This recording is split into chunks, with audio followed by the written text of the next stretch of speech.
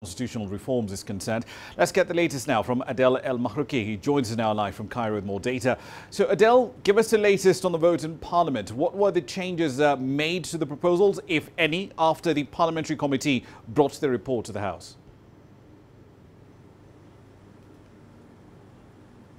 Well, the entire legislation seemed to be more or less the same.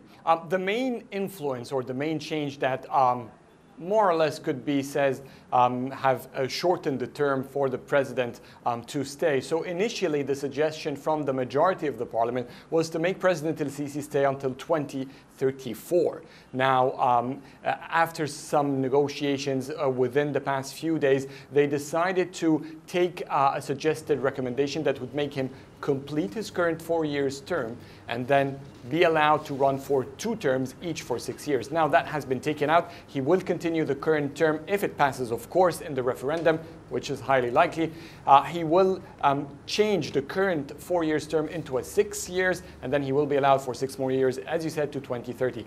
Other than that, the general picture is the female 25% minimum representation in the parliament, the introduction of a Senate, a higher legislative body or chamber within the parliament, and some introduction or redistributions in the influences of political power and the redistribution of the powers that the president has and other institutions like the judiciary and the military also. Indeed, we'll come back to that angle in just a moment. But let's focus on the Speaker. He made some interesting comments. Ali Abdel Al, he's on record saying that the country will need a new constitution within a decade, in his words, in order to go in line with changing political and economic conditions. End of quote. So what sort of changes does the Speaker anticipate that may trigger more constitutional changes, at least by 2029? It hasn't been directly discussed in details. Well, let me just take you back a few years ago where the first of the term for President El-Sisi, and after a new constitution that was voted on in 2014, there was a firm political stance from the parliament, from the presidency, that they will stick to 2 terms for the president, each term for just 4 years. Now, the Parliament Speaker himself has been one of the political influencers who have been stressing on this necessity to keep it as is. But with the change, the recent change in the political attitude, it seems that Ali Abdel Al is trying to leave the door open for the future. If we try to take a look at it mathematically, currently, President El-Sisi will be allowed to stay for 5 more years to complete his current term, and then another 6 if he decides to run and if he wins the following presidential elections. That gives him 11 more years in power. The 10 years seems to be a year before his term ends, so maybe this might be an indication to another extension. It is still not clear, but again, this has not been officially addressed in this specific manner. All right, then. So going back to the earlier train of thought that you started, so compared to the last set of constitutional amendments which were backed by the military establishment, how does this current package of reforms compare? Because in some respects, it seems you're going back to the prior system, like Article 77, for instance, which had 6-year terms for the presidency instead of 4. Now we're back to 6-year terms.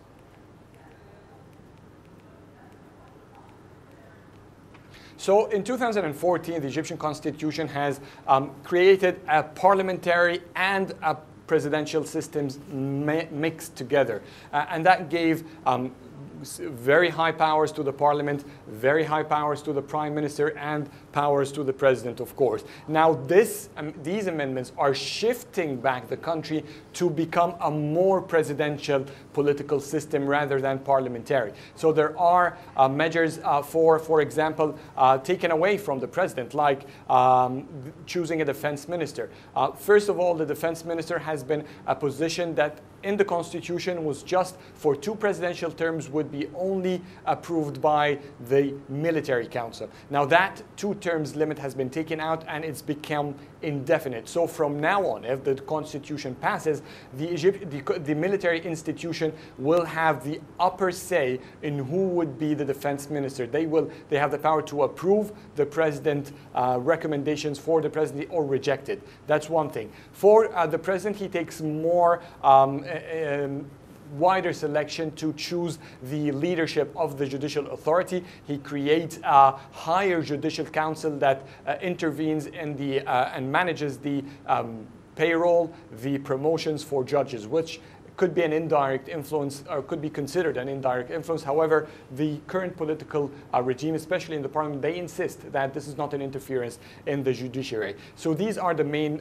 parts. Besides that, the president gets to have his own decisions. He can give direction to the parliament, to the state council to look into specific laws, but the state council as a judiciary institution can no longer look into all laws or contracts by the country, by the government, before they are approved. So it is a mixed system, and it does, as you said, take us to have some similarities from the 1977 Constitution, but again, it is still introducing some more limits, specifically that even up till now, and President Sisi will, yes, stay for longer, but anyone who comes after him will be limited to only 2 terms in presidency, each with 6 years. That has never happened before. Indeed. We'll leave it there for the time being. Thank you for the update. That's Adel Makruhi there live in Cairo.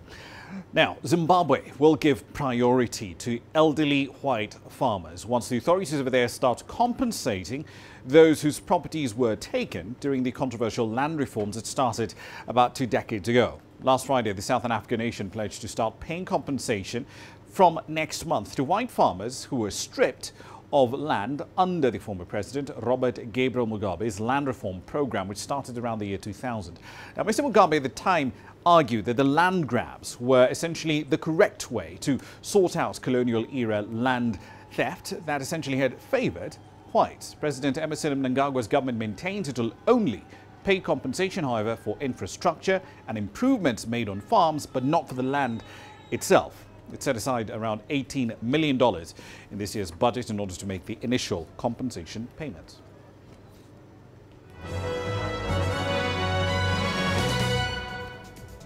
All right, then a quick run through some company headlines now for you. The South African retailer Steinhoff has raised the possibility of negotiated settlements as it faces a number of class action style lawsuits and litigation claims. The indictment follows the group's plunge in its share price. Pretty much it wiped out the company's value. Steinhoff says it has requested that representatives of claimants identify their members in order to conclude these claims. Elsewhere, higher mineral taxes in Zambia are expected to have a pretty severe effect on the operations of the copper mining companies, in this case, Lumwana. Earlier this year, Africa's second-largest copper-producing country raised royalties and introduced a new 10% tax on miners, prompting warnings that it could tip many of these producers right into the red. Onto the tech world, Huawei founder and CEO Rang Zhengfei says his firm is open to selling 5G chips to Apple, which has been badly burned by its reliance on slow-moving Intel. The Chinese tech giant has used its chips exclusively in its own smartphones, and selling them to the iPhone maker would actually make quite the change in strategy for the Chinese tech firm. And the world's largest asset manager, BlackRock, has reported a better-than-expected first-quarter profit. Assets of the New York-listed group increased to $6.5 trillion, up 3% year-on-year. Those results, which the company says reflect its strongest quarter in 4 years, gives an early indication that the global asset management industry has turned a corner after a rather brutal 2018. That's a run through your company headlines.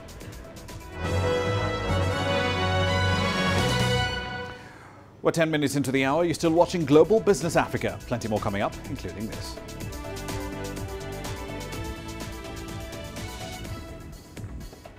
We'll be looking at South Africa's foray into issuing electronic visas.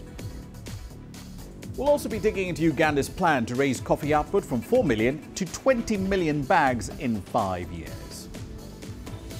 The world economy as we know it is about to change. Global business reports highlight emerging markets, developing countries, and dynamic sectors worldwide. We feature top analysts and newsmakers to provide perspectives on every facet of business. From an on-the-ground perspective, we provide you with balanced and objective assessments. Fast, sharp, and insightful. Global Business, only on CGTN. Every story starts out like this. Okay. We'll head up now. But beyond the rush of the numbers, there's always a more fundamental question. What happened? Who has been affected? When market-moving decisions are made, who's responsible and why? Let's get some reaction on ground. Joining us in Johannesburg is Sumitra Naidu. Hello, Nairobi. This is how all stories begin. See how they end. Only on Global Business.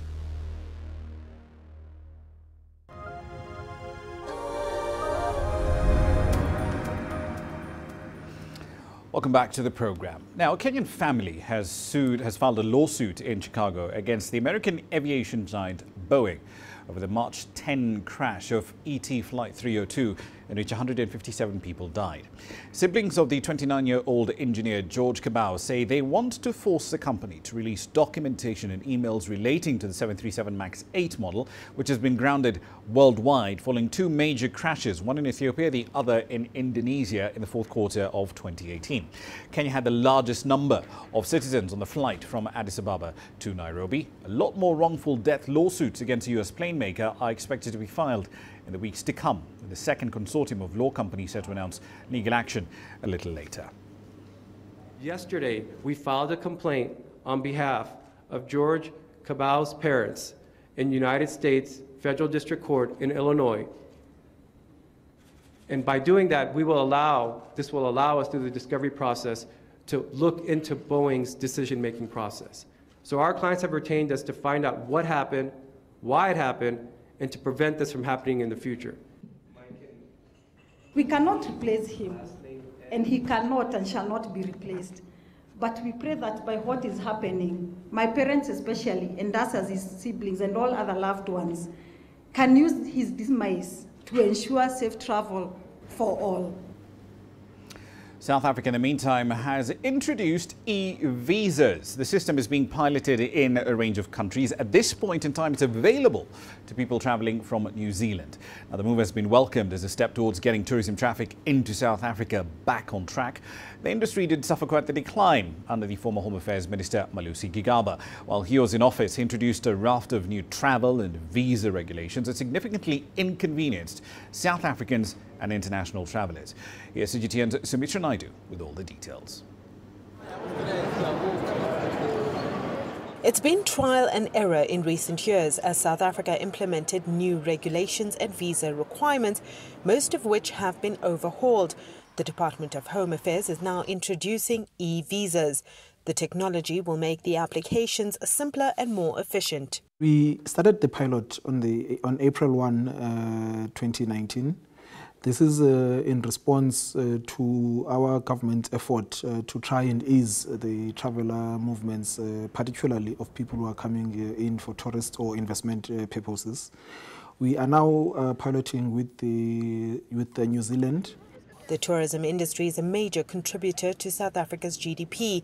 It raked in over $30 billion in 2018. With visitors being able to apply online for visas, the industry is expected to become more attractive. Systems have already been installed at the Lanseria and OR Tambo international airports, but are still being tested. On the very first day, we did have some technical issues which were resolved on the same day. Since then, we have not had any issues on the technical side. We have been able to process quite a few of those applications. Tourists will still, however, be required to scan their fingerprints at embassies in their countries of origin and upon arrival at their destination.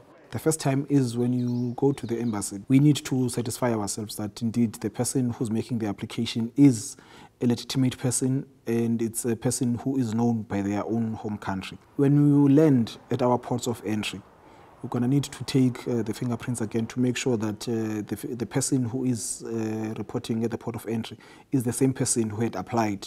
The Department of Home Affairs is hoping to have the online system up and running in the next few months. Sumitra Naidu, CGTN, Johannesburg, South Africa. Now, over in Uganda, a plan to raise the country's coffee output from 4 million to over 20 million bags in a 5-year window, somewhere between 2025 and 2030, is underway. Under the terms of the plan, farmers will get government support to boost coffee yields by a factor of 3 or 4. Authorities in Kampala do believe that if this plan works, it will improve the livelihoods of over 1.8 million households who rely on coffee for their income. CGTN's Michael Baleke has that report. Bettina Praising is a proud farmer. She has been in the business for close to 7 years now, and coffee is her favorite crop. You can grow coffee and eat on it for 20 years. And it's easy to supervise. You can tell how many tons you have to get from your coffee, depending on how many acres you have. And it's not as much affected by the weather as other cash crops. During the last harvest, Bettina collected more than 1 ton of coffee from this 6-acre plantation. But Uganda's coffee experts say Bettina and many other farmers can harvest even more from their coffee trees, given the right inputs. Uganda produces about 4 million 60-kilogram bags of coffee every year, according to the Coffee Development Agency. Now the government wants to help farmers like Bettina increase their coffee yields per tree, a move it hopes will improve the livelihoods of many households who survive on the crop. Coffee is Uganda's single largest agricultural export, and under the new coffee roadmap, government is helping farmers improve the productivity of the crop. Once our farmers get used to using fertilizers, pruning, real management, proper management of the tree, the coffee tree, and using water for irrigation or irrigating, feeding the tree, we are going to multiply this by 3 times. The plan is to grow the country's coffee production capacity to 20 million bags a year by 2025 and 2030. And as the initiative takes shape, Uganda is looking to new emerging markets like China and Russia to sell its coffee. But many grassroots farmers are yet to feel the government backing that is expected to grow production to satisfy the new markets. We are not sensitized. Not everyone who has coffee knows how to take care of coffee. We're actually learning on the job from people who also probably learned on the job. The people they claim to train us are office people, they are computer people, they are desk farmers. And for now, many Ugandan coffee farmers like Bettina are taking on other ventures alongside coffee to adequately cope. Michael Baleke, CGTN, Kampala, Uganda. Let's head over to West Africa. Nigeria's rising debt load is quite the talking point in Africa's most populous country. The country's debt management office says the country's total public debt load is about $79.5 billion. Now, there are concerns that the debt load could be unsustainable in future, given anemic growth and a much weaker naira and so on. But the authorities in Abuja strongly maintain there's absolutely no reason to be alarmed. CGTN's Deji Banwas explains why. Some Nigerians think the country's total debt is spiraling out of control. This man is one of them. The Nigerian debt profile currently is clearly unsustainable. The issue is even not so much about the size of the debt, but the challenges of servicing the debt. As at June 2015, just a month after the current government came to power, Nigeria's debt profile hovered around $63.8 billion. Almost 4 years after, the figure is now $79.437 billion. For a Nigeria that has a very large infrastructure deficit, we simply have to borrow. We have roads to build, we have bridges to build, we have hospitals to build, we have airports to build. The rate at which government borrows with its treasury bills, the rate at which government borrows with the federal government bonds, it's extremely high. Sometimes as high as 15%. There is nowhere in the world where government borrows at such a rate. So that is why the burden of servicing debt has become so huge. There are 2 ways to look at Nigeria's debt. Its debt to GDP ratio, which is quite low at just a little over 20%, and its debt to revenue ratio, which is estimated at about 50%.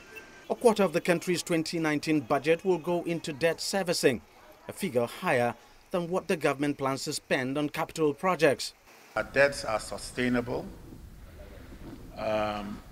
We do have a revenue challenge, And we are focusing on that. And once the revenues come up, it will be obvious that we don't have a debt problem at all. In its bid to boost revenue, the government has been doing all it can to widen the country's tax base, which is among the lowest in the world, and improve efficiency in revenue collection. It's also investing heavily in the country's non-oil sector for better returns. This economy is about 50% informal sector. And the informal sector are not strictly within the net of tax as we speak. So we need to come up with a framework that will capture the informal sector of the economy properly into the tax net. I think a strong case can be made to say that government should stop borrowing and rather just create the necessary legislative and regulatory environment that will enable investors to invest in these key infrastructures. The government still plans to borrow more to spend mainly on infrastructure, but it says the bulk of the borrowing will come from external and concessional sources as it aims to rebalance the country's debt on a ratio of 60% domestic and 40% foreign. Deji Badmo, CGTN, Lagos, Nigeria.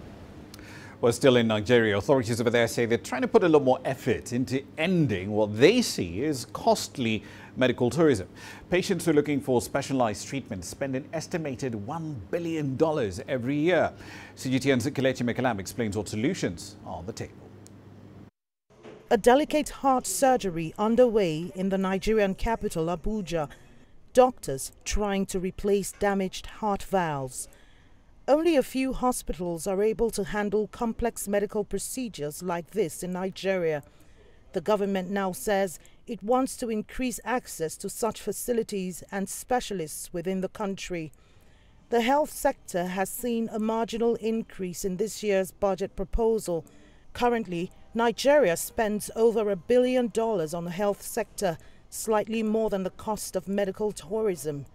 A significant portion of the health budget goes to funding recurrent expenses like salaries, purchase of goods and services, and a tiny fraction is left to upgrade health facilities.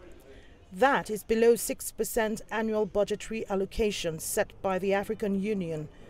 But Health Minister Isaac Adewale thinks a significant progress could be made even with a tight budget. We are focusing on three main reasons why people go out of the country. Number one is cancer, number two is kidney problem, number three is heart. We are investing in cancer so that we can develop the capacity. February this year, Mr. President commissioned a first-class cancer treatment center in Luth, ultramodern, the best in West Africa. Like any other sector, Nigeria's health sector has suffered years of neglect and ruins. As such, millions of its citizens who don't trust it have been trooping abroad for medical attention. President Muhammadu Buhari has won elections twice, promising to revive the health sector.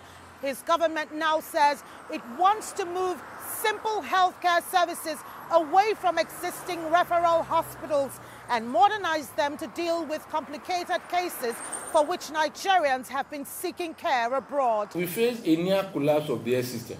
The primary system collapsed. Everybody will walk into National Hospital to UCH, to Luth and ABU teaching hospital for headache, fever and diarrhea. And that shouldn't be so. And so what we've done is let us make sure we reorganize the healthcare system. Put more emphasis on primary care to handle common things. Fever, pregnancy, all the related things, vaccine, family planning, can be done at primary care center. And this health unit, only 40 miles from the capital Abuja, is what the health minister is talking about. The center does not have a dedicated health worker. The most qualified here is a visiting nurse. It would cost the government billions of dollars and time to turn thousands of health centers like this into a fully fledged health unit and improve Nigeria's worsening records in public health. Kelechi Mekalam, CGTN Abuja, Nigeria. We're fast approaching 18:30 GMT. Time for another break. There's plenty more in the pipeline.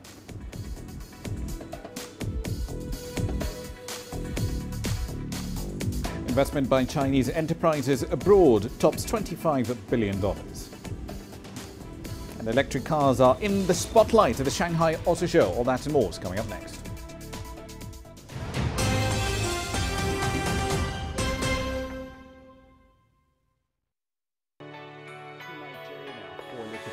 Data out of the country. The country's foreign currency reserves. With a dedicated and diverse team of anchors, CGTN now brings Africa to the palm of your hand. I'm Perina Karibe in the heart of Nairobi, which is bustling. From everyday heroes to the continent's most powerful figures, we bring their voices to you. We haven't changed. And this is something most of us are very excited about. We bring you news that's changing perspectives. I'm reporting from Nairobi City Center. News that brings Africa to the world.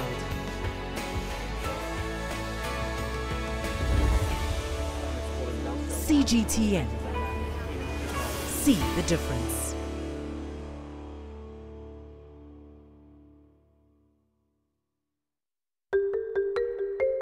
How will your world change today? What happens here? What happens there? Or what you make happen for yourself?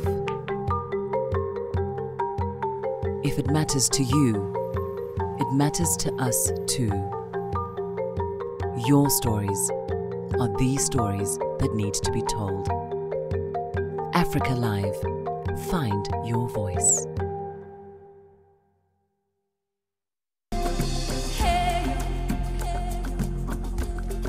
Accra is my kind of city. That's because when I'm here, I feel like I'm back home in Lagos or Abidjan, which are two of the major cities I grew up in. Business in Africa is high risk. After about a decade covering business news on the continent, I've learned it's all about the high risk, but also the high returns and the high energy. You simply have to adjust in order to keep pace. When I started out as a journalist, my dream was to open people's minds to the different perspectives. From the CEO in the boardroom to the trader out in the street, we all have different stories. From Accra to Addis Ababa, from Cairo to Cape Town. And I wouldn't have it any other way. Here at CGTN, we realize that Africa is on the move, and it's moving fast, but we're moving right along with it. I'm Ucheo Koronkwo, and I'm a business anchor and reporter at CGTN.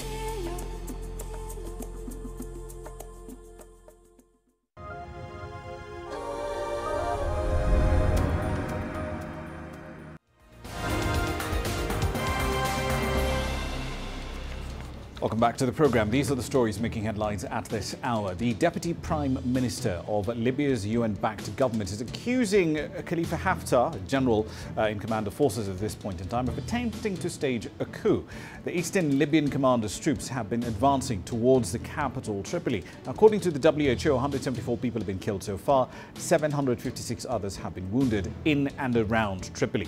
Haftar has justified the offensive. He says it's an attempt to bring stability to the North African state. Elsewhere, Sudan's new Transitional Military Council has been receiving foreign delegates. A video broadcast on Sudanese state television on Tuesday shows the council leader Abdel Fattah al-Burhan meeting a Chinese delegation member. His deputy, Mohammed Hamdan Daglo, was meeting the British and Dutch ambassadors. The African Union has given Sudan's Transitional Military Council a 15-day deadline to transfer power to a civilian authority or risk being suspended from the continental bloc. Up in Algeria, the chairman of that country's constitutional council, Taïb Belaiz, has quit his post as demonstrations continue in their 8th straight week. This comes in the wake of persistent calls for his resignation by pro-democracy protesters who claim he's part of a ruling elite they want to see gone. In the meantime, the army chief has said that the military is considering all options to resolve the country's political crisis, but he warned the time is running out. And finally, officials in France are considering the Notre Dame fire as an accident. Although they have ruled out arson at this point, the precise cause of the fire at this centuries-old building is still unknown. Experts are still assessing the structural integrity of the cathedral, while firefighters continue to rescue valuable artwork within. France's wealthy families have been quick to offer their assistance as well. So far, more than $500 million has been pledged towards the restoration of the landmark building right in the heart of the French capital. That's a run through your headlines.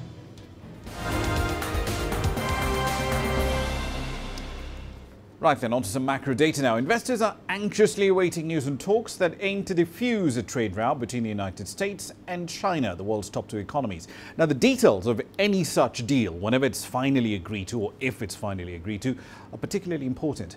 The US, of course, still has tariffs in place covering over $250 billion worth of imports from China. China, too, has levied its own tariffs on a range of goods it imports from the United States. But this dispute isn't just about these two countries. As CGTN Sumitra now explains, trade partners to both of these are waiting for resolution. In 2017, South African exports to China totaled a mere $8.7 billion. But the mostly mineral export volumes have declined on the back of slower economic growth in China. First quarter growth figures from the world's #2 economy are due this week. It may take a while of leveling out. Hopefully it levels out and doesn't deteriorate, because if it does, that would be very bad for South Africa. Once again, it comes back. Our export potential is being narrowed, and that makes our lives very difficult from an economic sense. China is hoping to arrest the declining growth. A number of stimulus measures were introduced that could show a solid recovery in the latter part of this year. And while it battles it out with the US on trade, the Asian giant is strengthening its relationship with other regions. Even though the US is a really important market, China has the power to diversify. It already has a strong relationship with South Africa, but analysts here say that South Africa needs to negotiate more aggressively on the trade front. It's an opportunity we should have been exploiting decades ago, and we've been slow to the markets there. I really believe that what China has shown is that the possibilities that the African markets hold for goods that are produced in these areas, they don't have to be highly technically proficient. They just have to be available in numbers at the right times, at the right quality. They've shown that emerging markets are able to satisfy some of this demand. Progress in the US-China trade negotiations provided some cheer in the markets last week.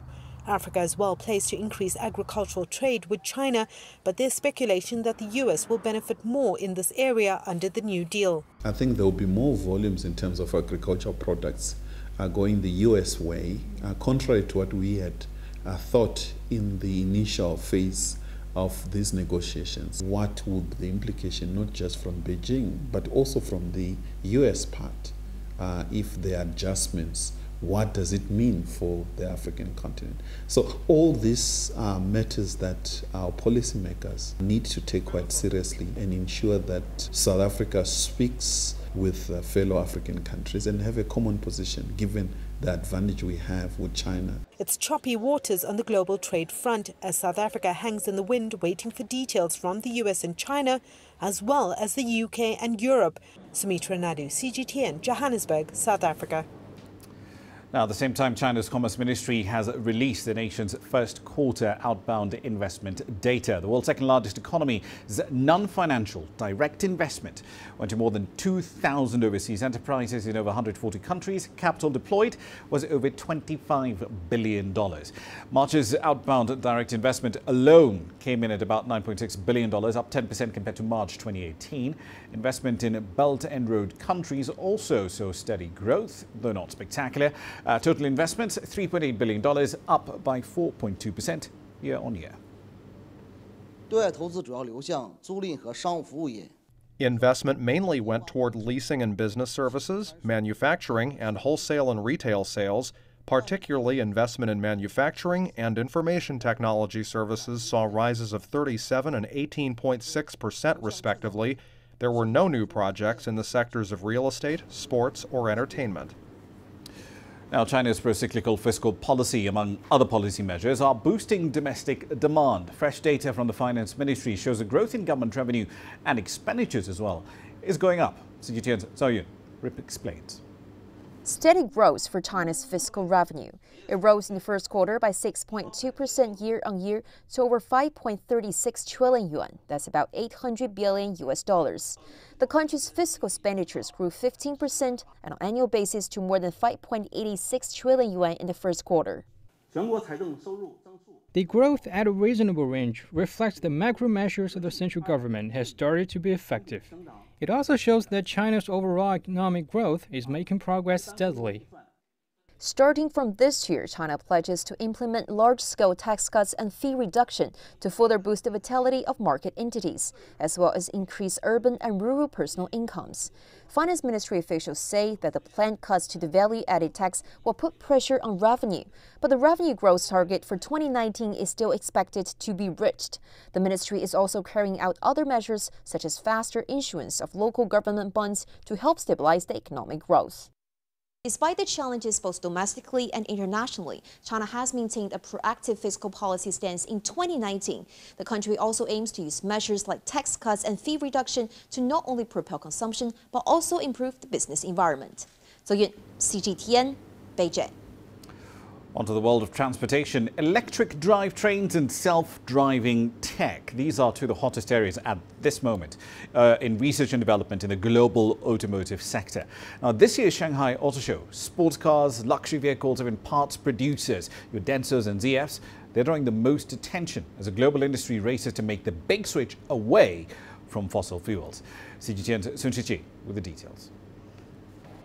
Some automakers have called 2019 the first boom year for autonomous driving. Such cars on the market now achieve somewhere between level 1 and 2 autonomous, meaning you can sporadically take your hands off the wheel. However, German parts maker ZF is thinking 2 steps ahead, introducing a processor that enables level 4, which means a driver need not watch the road at all. We did a comparison with iPhones. So if you use 120 iPhones, then you can compare the processing power. At the same time, Cadillac is planning to roll out their semi-auto drive technology that they call Super Cruise to all of its models starting 2020. The technology is legal on 300,000 kilometers of highway across China. All of the connecting highways between, say, Shanghai and Hangzhou or Beijing and Guangzhou, all of the major long-haul highways, you can absolutely use Super Cruise on. As the technology improves, we'll include even more highways for that experience as well. Domestic auto sales declined in 2018 for the first time in 20 years, alarming car makers. But new energy vehicles buck the trend.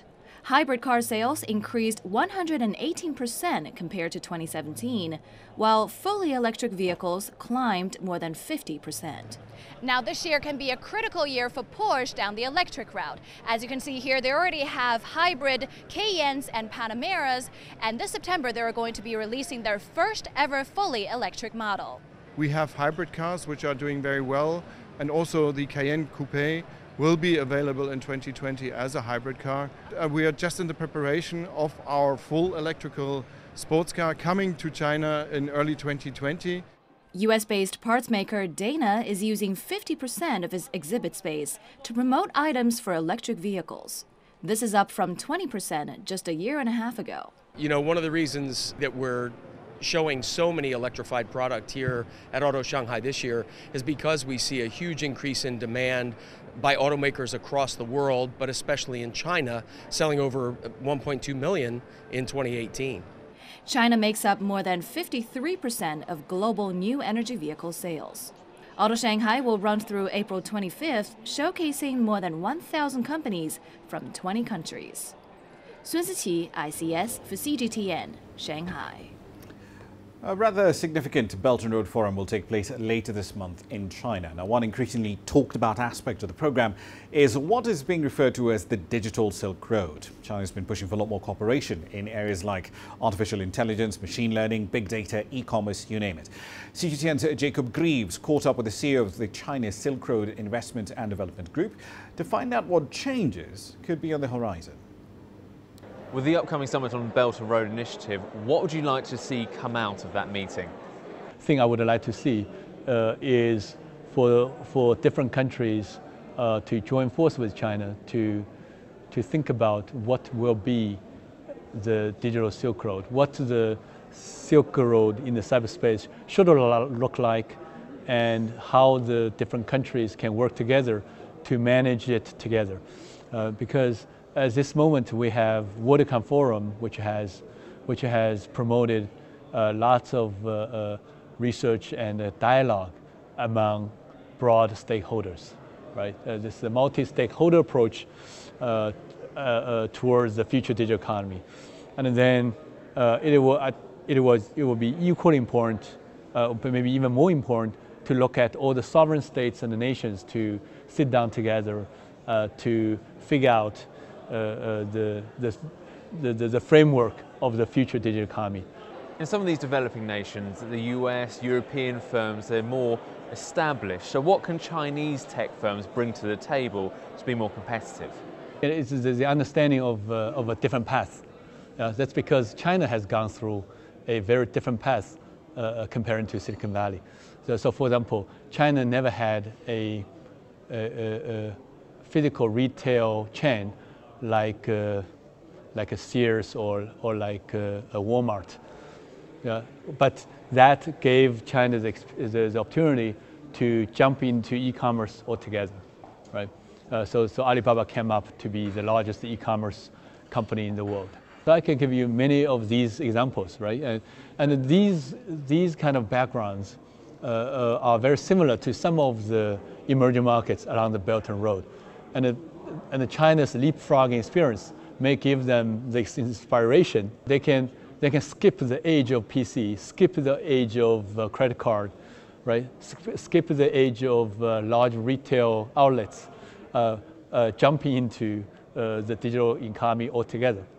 What do you think the digital Silk Road will look like in 10 years' time? I think there's several parameters. First, more internet connectivities.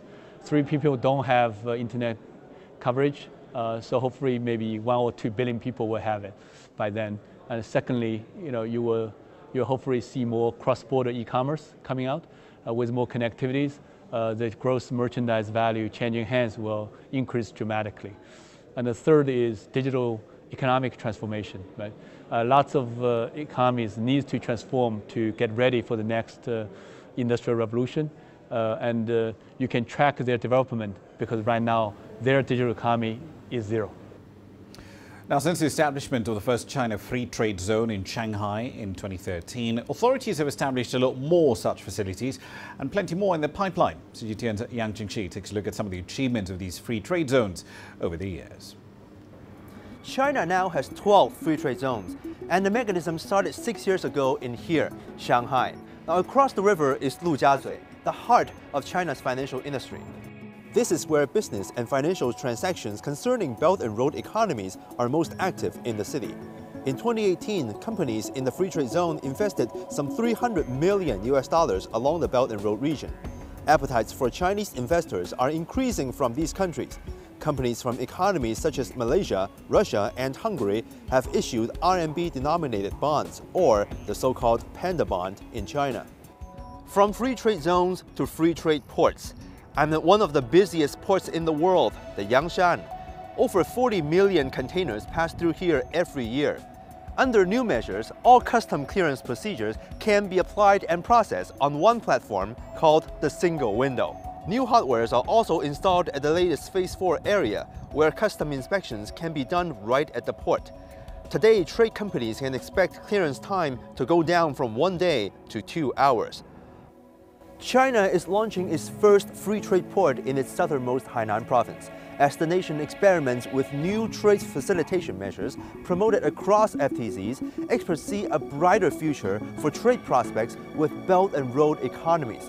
Data shows that China's trade volume growth with these countries has risen faster than overall trade growth since 2016.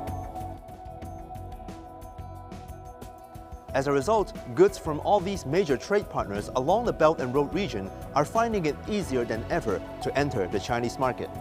This place was set up after the first China International Import Expo in 2018 that showcases specialty products from across the globe. These brands from Belt and Road economies are eager to tap into the massive Chinese market, and those who will benefit at the end of the day will be the ordinary people. Yang Chengxi, CGTN, Shanghai. Right, then let's make a quick run through commodity prices. Now, I'm going to deviate slightly from the stuff that we usually cover around here, especially on the ag side, the cocoa and the coffee, because Kenya is the world's biggest producer of black tea in the world. But output this year is going to be really dismal because there's a pretty nasty drought in the process at the moment in this country. Delayed rainfall is only adding to the problem. So Bloomberg's reported earlier today that tea farms have sent either half or the workers on leave or they've been redeployed to non-core duties. That's how bad it is. Tea processing facilities are only working for about 3 days a week. So for context, this is a country produced nearly 500 million kilos of tea last year, earning roughly 1.4 billion or so from exports. So keep that in mind when you're looking at a cut in output. Here's what's coming up next.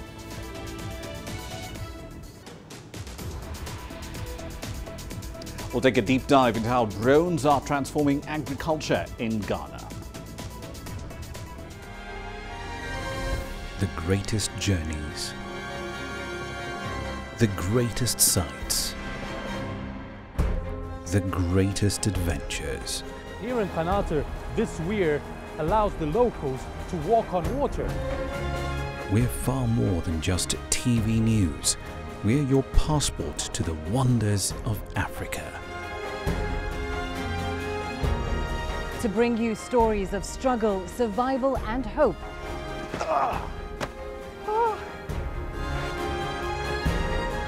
So let's explore.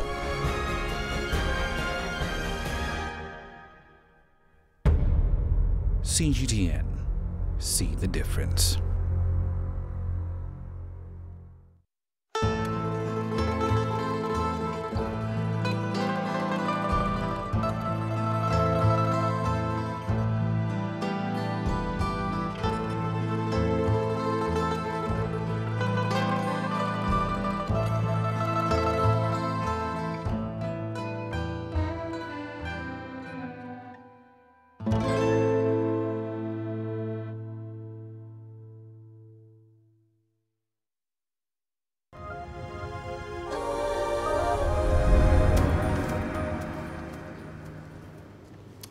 Welcome back. Let me take you to the Nairobi Securities Exchange. It set up an incubation program to prepare firms for listing equities or issuing corporate bonds on the exchange. Now, the platform seeks to unlock the potential of Kenyan SMEs, which provide the bulk of employment in the East African economy. Here's CGTN's Wilkiston Nyabwa now with the details on a program that's called Ibuka. That's Swahili for Emerge. The Ibuka initiative targets companies in different sectors such as entertainment and financial technology. The NSC, in partnership with other organizations, aims to offer training to enable growth, help entrepreneurs access resources and enhance their visibility. As opposed to waiting for companies to come to the market when they're ready, we want to make them ready. So the 3 stages of Ibuka is 1, we want to get them ready, which is the incubator. We then prepare them and get them fit, which is the accelerator, and then we take them to the 3rd stage, which is where we want them to get value, which is now when they're able to access different products in the market. Since its launch in 2018, 6 firms have been admitted to the Ibuka program.